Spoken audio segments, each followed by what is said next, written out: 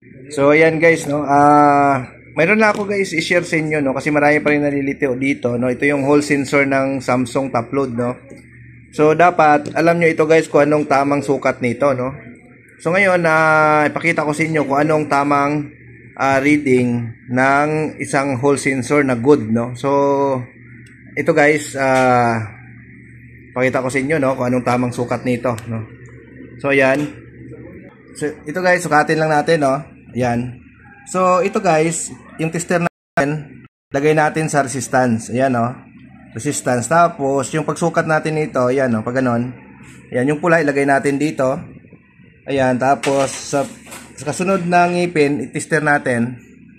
Dapat meron tayong ma-reading na 4.6, no. Tapos sa kasunod, no, ayan, no.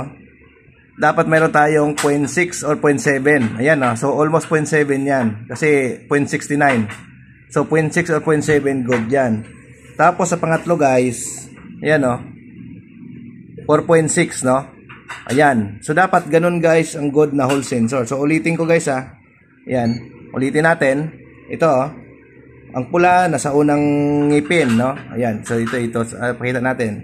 Ito, ilagay natin sa pangalawa. Ayan, 4.6. Ilagay natin sa pangatlo. Ayan, 0.6. Ilagay natin sa pang-apat. Ayan, 4.6. So yun na, ito guys ang good na hall sensor, no. Same reading guys yung top load at saka front load, no. So, sa mga nalilito pa, no, marami pa rin kasi nagme-message sa atin, hindi pa rin nila nakuha yung reading nito, no. I-actual sukat nyo guys yung hall sensor para sigurado kayo kung good ba or bad yung hall sensor ng inyong washing machine. Ayan, okay guys, thank you, bye-bye.